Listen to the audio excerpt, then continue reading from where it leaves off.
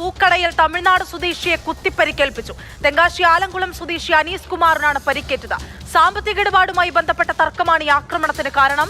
ആക്രമണം നടത്തിയ കട്ടപ്പകുമാർ അറസ്റ്റിലായി. പൂവെട്ടുന്ന കത്രിക കൊണ്ട് നെഞ്ചിൽ ആഞ്ഞു കുത്തുകയായിരുന്നു.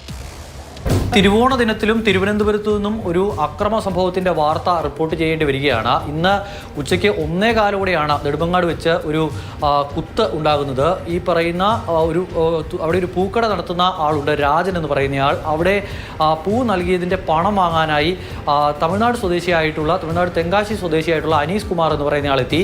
ഇരുവരും തമ്മിലുള്ള സംഭാഷണത്തിനിടെ ഈ സ്നേഹ ഫ്ലവർ മാർട്ട് എന്ന് പറയുന്ന കടയിൽ വെച്ച് ഒരു തർക്കമുണ്ടാകുന്നു. ആ തർക്കത്തിൽ ആ കടയിലെ മറ്റൊരു ജീവനക്കാരനായ കുമാർ എന്ന് വിളിക്കുന്ന കട്ടപ്പ കുമാർ ഇടപെടുകയും ആ തർക്കം പിന്നീട് ഒരു സംഘർഷത്തിലേക്ക് വഴിവെക്കുകയും ചെയ്തു. അവിടെ പൂ മുറിക്കാൻ ഉപയോഗിക്കുന്ന കത്തി ഉപയോഗിച്ചുകൊണ്ടാണ് ഈ അനീസ് കുമാറിൻ്റെ നെഞ്ചത്ത് കുത്തിയത്. പരിക്ക് ഒരല്പം ഗുരുതരമാണ്.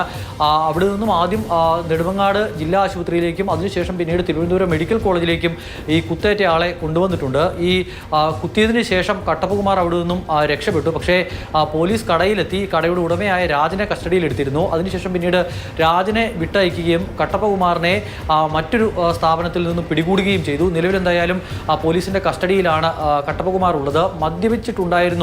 മദ്യപിച്ച ശേഷമാണ് ഇത്തരമൊരു സംഘർഷം ഉണ്ടായത് എന്നുള്ളതാണ് പോലീസ് വ്യക്തമാക്കുന്നത്. അതോടൊപ്പം തന്നെ ഇരുവരുമായി ബന്ധപ്പെട്ടുള്ള സാമ്പത്തിക വിഷയങ്ങളും പോലീസ് ഇപ്പോൾ പരിശോധിച്ചു വരികയാണ്.